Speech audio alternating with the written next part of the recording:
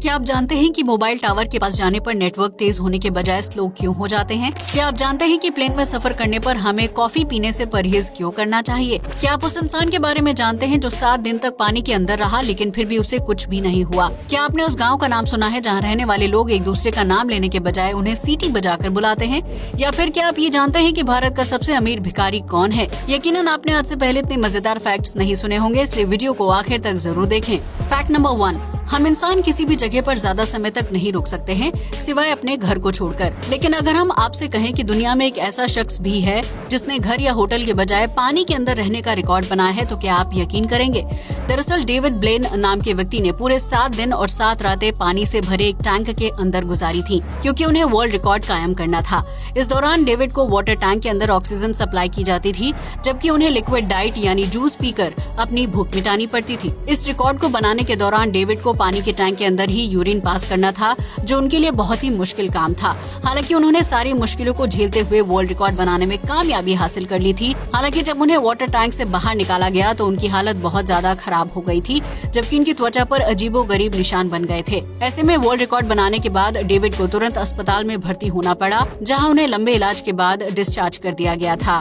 Fact number 2, आप में से बहुत से लोग हवाई जहाज में सफर करते हैं और एयर होस्टेस द्वारा दी जाने वाली कॉफी का सेवन भी करते होंगे। लेकिन आपको ये जानकर हैरानी होगी कि प्लेन में कॉफी पीना आपकी सेहत के लिए हानिकारक साबित हो सकता है। दरअसल हवाई जहाज में कॉफी कंटेनर को पूरे दिन में सिर्फ एक बार सुबह के समय साफ किया जाता है, जिसके बाद उस यूज किए हुए कंटेनर में ही बार बार कॉफी बनाई जाती है। ऐसे में कंटेनर के अंदर बैक्टीरिया आपकी कॉफी में आ जाते हैं, जो आपके शरीर के अंदर जाकर कई जानलेवा बीमारियों को जन्म दे सकते हैं। एयरलाइंस कंपनी खुलकर इस बात की पुष्टि नहीं करती है, लेकिन एयर होस्टेस का कहना है कि फ्लाइट के टेक ऑफ से पहले सप्लायर द्वारा सारा सामान हवाई जहाज में भेजा जाता है, जिसमें कॉफी कंटेनर भी शामिल होता है और उस कंटेनर को सुबह एक बार ही साफ किया जाता है, जिसके बाद उसे पूरा दिन यूज करना होता है। इसलिए अगर आप फ्लाइट में सफर कर रहे हैं तो कॉफी पीने से परहेज करें। फैक्ट नंबर 3, बाइक चलाने वाले हर व्यक्ति को हेलमेट पहनने की सलाह दी जाती है, ताकि सड़क हादसे जैसी स्थिति में सिर में चोट लगने से बचा जा सके।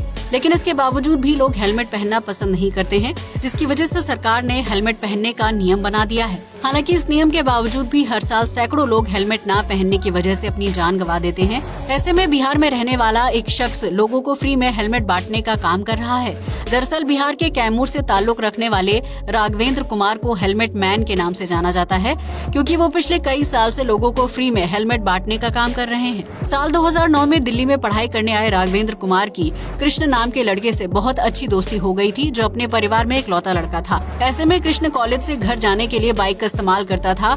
एक दिन वो बिना हेलमेट पहने ग्रेटर नोएडा एक्सप्रेसवे पर सफर कर रहा था। इसी दौरान उसकी बाइक का एक्सीडेंट हो गया और हेलमेट ना पहनने की वजह से उसके सिर में गहरी चोट आ गई थी। उस चोट की वजह से कृष्ण की मौके पर ही मौत हो गई, जिससे राघवेंद्र को गहरा सदमा लगा था। ऐसे में राघवेंद्र ने सड़क पर बिना हेलमेट बाइक चला रहे लोगों को रोककर फ्री में हेलमेट बांटना शुरू कर दिया, ताकि उनके दोस्त के साथ जो हादसा हुआ है वो किसी और के साथ ना हो। लेकिन राघवेंद्र के परिवार की आर्थिक स्थिति बहुत ज्यादा अच्छी नहीं है, इसलिए उन्होंने पुरानी किताबों के बदले लोगों को हेलमेट देना शुरू कर दिया। ये हेलमेट काफी मजबूत होते हैं और दुकान पर मिलने वाले हेलमेट के मुकाबले चंद पुरानी किताबों के बदले मिल जाता है, जिसे पहनकर व्यक्ति को बाइक चलाते वक्त सुरक्षित महसूस होता है। वहीं राघवेंद्र पुरानी किताबें गरीब बच्चों को दे देते हैं, जो पढ़ाई लिखाई करके अपना भविष्य संवारना चाहते हैं। राघवेंद्र ने साल 2014 से अब तक 50,000 से ज्यादा फ्री हेलमेट बांटे हैं, जिनकी कीमत लगभग 3 लाख रुपए से भी ज्यादा है। इसके अलावा उन्होंने पुरानी किताबों के जरिए 6 लाख से ज्यादा बच्चों को शिक्षित करने में अहम भूमिका निभाई है। इसके अलावा राघवेंद्र ने लोगों को फ्री हेलमेट के साथ 5 लाख रुपए तक का फ्री दुर्घटना बीमा देना भी शुरू कर दिया है, जिसमें star health and allied insurance उनकी मदद कर रहा है। ऐसे में अगर आप भी बाइक चलाते हैं तो अपनी और अपने परिवार की सुरक्षा के लिए हेलमेट पहनकर सफर करें। फैक्ट नंबर 4, भारत में बच्चों को चोको पाई खाना बहुत ज्यादा पसंद है, जो एक तरह का चॉकलेट में डिप बिस्किट होता है। लेकिन क्या आपको पता है कि नॉर्थ कोरिया एक ऐसा देश है जिसने साल 2014 में चोको पाई को बैन कर दिया था। दरअसल नॉर्थ कोरिया के लोगों को चोको पाई का स्वाद काफी ज्यादा पसंद था, जिसके बाद उन्होंने देश में ही बड़े पैमाने पर चोको पाई का उत्पादन करना शुरू कर दिया था। ऐसे में नॉर्थ कोरिया के तानाशाह किम जोंग उन को चोको पाई से ही जलन होने लगी, क्योंकि उन्हें ऐसा लगा कि देश में चोको पाई उनसे ज्यादा मशहूर होने लगा है। ऐसे में चोको पाई को आम जनता से दूर करने के लिए किम जोंग ने उसे नॉर्थ कोरिया में बैन ही कर दिया, ताकि कोई भी व्यक्ति ना चोकोपाई को खा सके और ना ही उसका उत्पादन करे।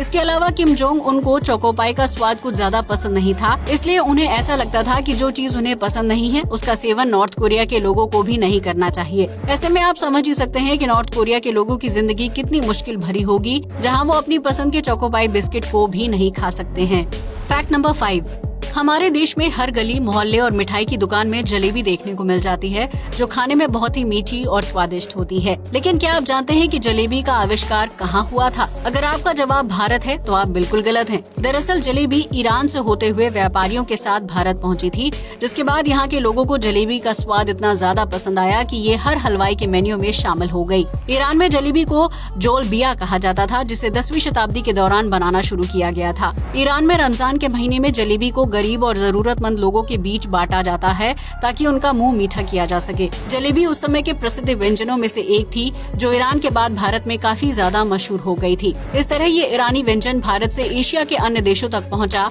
और देखते ही देखते लोकप्रिय हो गया, जिसे आज आप और हम बड़े चाव से खाते हैं। क्या आपको भी जलेबी खाना पसंद है? हमें कमेंट सेक्शन में जरूर बताएं। फैक्ट नंबर 6, अगर टेक्नोलॉजी में आधुनिकता की बात की जाए तो इस मामले में जापान से आगे कोई देश नहीं हो सकता। यहाँ रोबोट से लेकर आधुनिक मशीनें तक हर चीज का इस्तेमाल बड़े पैमाने पर किया जाता है, जिसमें अब ट्रेन बस सर्विस का नाम भी शामिल हो गया है। ये एक अनोखी मशीन है जिसे बस से लेकर ट्रेन तक किसी भी रूप में इस्तेमाल किया जा सकता है।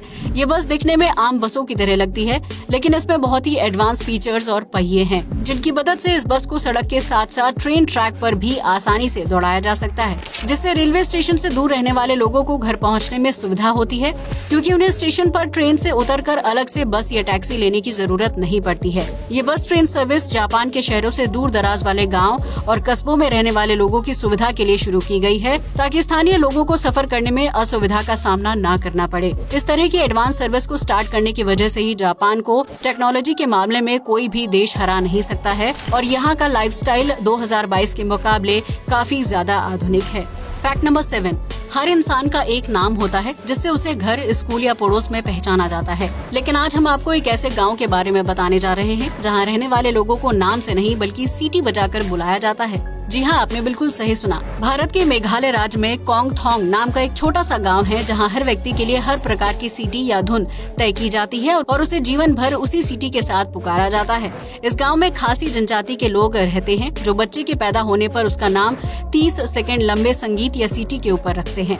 हालांकि बाहरी दुनिया और स्कूल के लिए हर व्यक्ति का एक सामान्य नाम भी होता है, लेकिन गाँव के अंदर उसे सीटी बजाकर ही पुकारा जाता है। इस परंपरा को पीढ़ी दर पीढ़ी निभाने का मकसद आपस में प्यार और समझ को बनाए रखना है, जिसकी वजह से यहाँ सीटी और संगीत वाले नाम काफी ज्यादा प्रचलित हैं। कोंगथोंग में बच्चे का सीटी वाला नाम रखने का अधिकार माँ के पास होता है, जो गांव वालों के सामने अपने द्वारा तैयार की गई धुन या सीटी बजाती है और फिर वही धुन बच्चे के नाम के रूप में इस्तेमाल की जाती है। यही वजह है कि कोंगथोंग को सीटी वाले गाँव के रूप में भी जाना जाता है, जहाँ का प्राकृतिक नजारा बेहद खूबसूरत है। फैक्ट नंबर 8, आज तक आपने एक से बढ़कर एक अमीर लोगों के बारे में सुना होगा, जिनका लाइफस्टाइल बहुत ही लग्जरी होता है।